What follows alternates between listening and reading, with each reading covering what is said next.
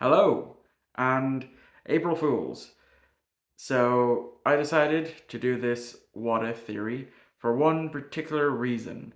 The what if the Terran Empire got their hands on the Sovereign class Enterprise E uh, during First Contact. The main reason why I'm doing it on April Fools is because normally when I try to do these what if theories, I essentially try to look and do them in universe with in universe explanations for them, like I have done in the past. Whereas with this what if theory, I kind of can't do it because it doesn't make sense. Like, with the way the episode In a Mirror Darkly of season 4 of Enterprise sets it up, the way they set it up is when the timeline splinters, from the prime timeline and the mirror universe timeline, with the Kelvin timeline being somewhere else. Um, that they set it up that in the Terran mirror universe timeline, uh, the Enterprise E and the Borg didn't travel back in time. You know, that's just the way it was set up for that episode. Probably because they couldn't get the likes of uh, Sir Patrick Stewart back and whoever else. They already had uh, Jonathan Frakes and Marina Sirtis back for the episode that we don't talk about with Star Trek Enterprise. Anyway, this what if theory. How does it happen, and what is the change in the timeline? Well, I am still going to say that the entirety of Star Trek First Contact happens as it does, and that the only real change in the timeline is during the first contact between Zephyr Cochrane and the Vulcan, who I think in beta canon is one of Spock's ancestors. Someone can correct me if I'm wrong, because I'm actually recording this months and months and months in advance. Where as of today that I'm recording this on August 1st of 2023. So I'm doing it months in advance. So yeah. Anyway, the timeline changes. The As I said, when uh, Terran Cochrane goes to reach for his gun instead of going to shake the Vulcan's hand, that was the Terran timeline change. But here's the timeline change that involves the Enterprise E. So, in First Contact, we know that Picard and the away team beam back up to the Enterprise just as the Vulcan ship is landing on Earth. So they don't stick around to actually fully witness first contact. In this what if theory, they do. And that proves to be their downfall.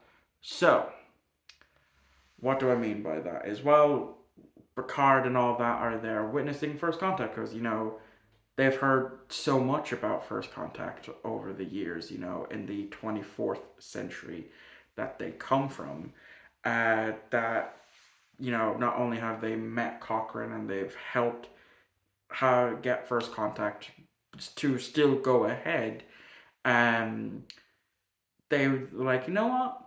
Let's stick around and see and actually see it with our eyes of this first contact meeting. And so it plays out as it does in the episode In the Mirror Darkly. The Vulcan does the Vulcan salute.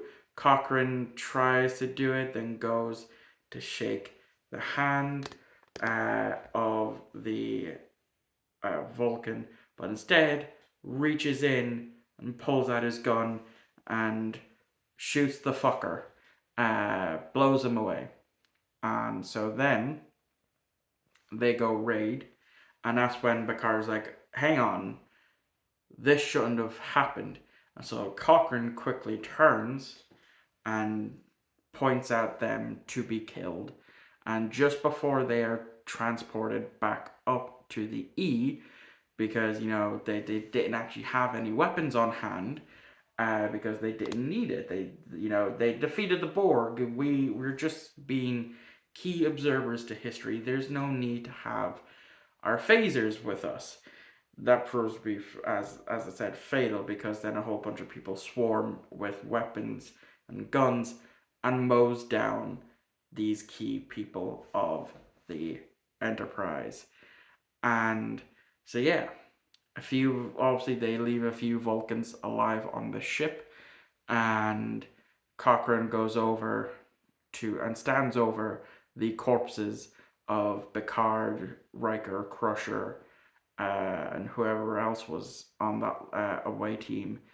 And because Picard quickly tried to tap his communicator to say, transporter room, however many to beam up, uh, didn't happen. He got tapped the combat to say transporter room, but and then shot.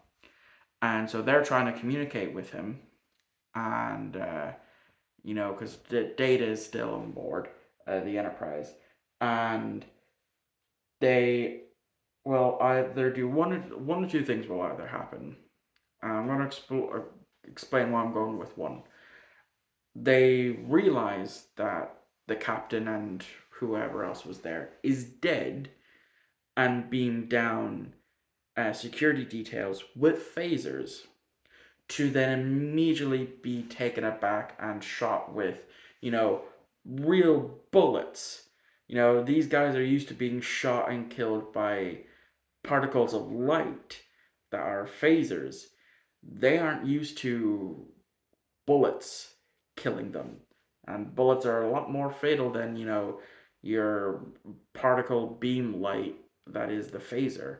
And so the security detail gets mowed down. Now, this is that's one possibility of where this could go. The other possibility is um, Cochrane takes the communicator, and a bunch of him and his cronies get beamed up to the Enterprise, and they take the ship, because it's the Enterprise at this point is ran by a very, very, very small skeleton crew of those who weren't assimilated by the Borg. So it's not a lot of people there to put up much of a fight to stop the Enterprise from being taken. Obviously, Data cannot be killed, so they just deactivate him, or he deactivates himself. One of the two. And so now, with not only the Vulcan ship and now the Enterprise, so this is the one that I'm going with instead of the small security detail being beamed down and being gunned down instantly. It's Cochrane and a bunch of his cronies beamed up to the Enterprise, which is going to be rechristened to the ISS Enterprise E. Um, and so they now have that firepower. They quickly figure out how to use it.